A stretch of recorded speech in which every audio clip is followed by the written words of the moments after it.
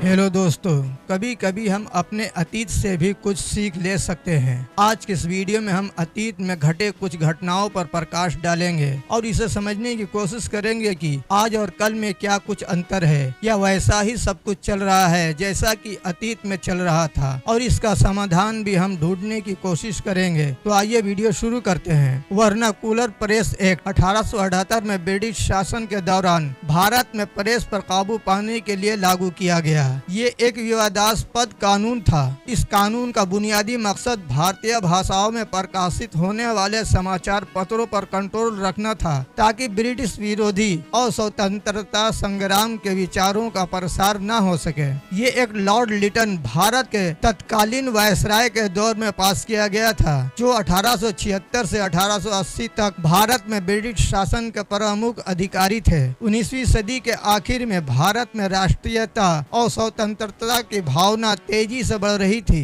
मुख्तलिफ भारतीय भाषाओं में प्रकाशित होने वाले समाचार पत्रों और पत्रिकाओं ने इस भावना को बढ़ावा देने में अहम किरदार अदा किया। इन अखबारों के जरिए हिंदुस्तानी अवाम के दरमियान ब्रिटिश शासन के खिलाफ बेचैनी और एहतजाज की लहरें उठने लगी। प्रेस ने ब्रिटिश शासन की नीतियों की आलोचना करना शुरू किया, विशेषकर बंगाल के अकाल 1876 से 1878 के दौरान, जब लाखों लोग भूख से मर गए थे और सरकार की निष्क्रियता की आलोचना की गई थी। ब्रिटिश सरकार को यह खौफ था कि भारतीय भाषाओं के समाचार पत्र जनता को ब्रिटिश शासन के खिलाफ भड़का सकते हैं। अंग्रेजों को यह महसूस हुआ कि अगर इन समाचार पत्रों पर कंट्रोल न रखा गया तो स्वतंत्रता संग्राम का भावना और तेज हो सकती है, और इसी संदर्भ में वर्नाकुलर प्रेस एक्ट को लागू किया गया था। इस कानून के तहत सरकार को यह अधिकार दिया गया कि वह किसी भी वर्नाकुलर स्थानीय भाषा में प्रकाशित अखबार या पत्रिका को बिना किसी कानूनी प्रक्रिया बंद कर सकती है।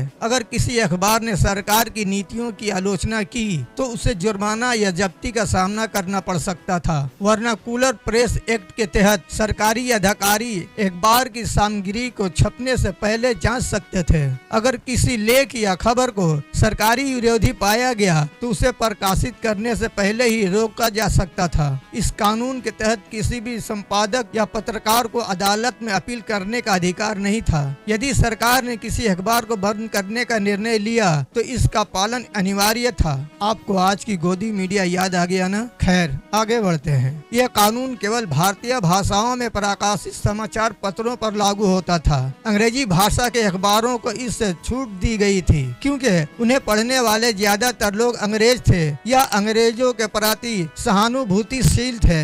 इस प्रकार अंग्रेजी प्रेस को वर्नाकुलर प्रेस की तुलना में अधिक स्वतंत्रता दी गई थी। वर्नाकुलर प्रेस एक्ट ने भारतीय जनता और पत्रकारों के दरमियान शदीद नाराजगी पैदा की। इसे भारतीय प्रेस के स्वतंत्रता पर सीधे हमले के रूप में देखा गया। इस कानून के खिलाफ पूरे देश में बड़े पैमाने पर विरोध प्रदर्शन हुए। प्रमुख भारतीय नेताओं और बुद्धिजीवियों ने इस कानून की कड़ी आलोचना की।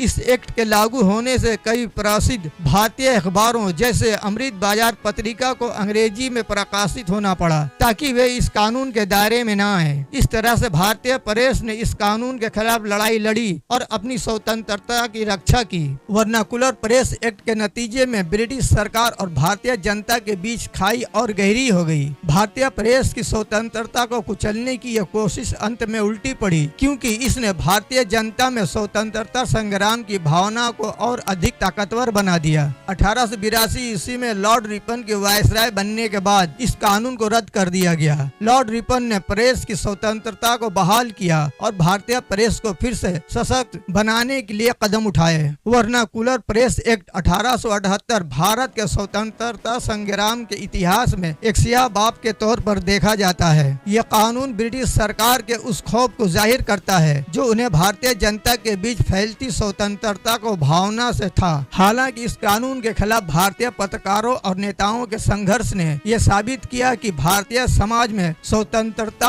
और इंसाफ के तई जागरूकता बढ़ रही थी। यह कानून बाला आखिर भारतीय स्वतंत्रता संग्राम के दिशा में एक अहम मोड़ साबित हुआ। तो दोस्तों, ऐसे ही इंफॉर्मेटिव वीडियो के लिए मेरे चैनल को सब्सक्राइब करें। इसको लेकर आप क्या सोचते हैं, कमेंट बॉक्स में अपनी राय लिखें। धन्यवाद।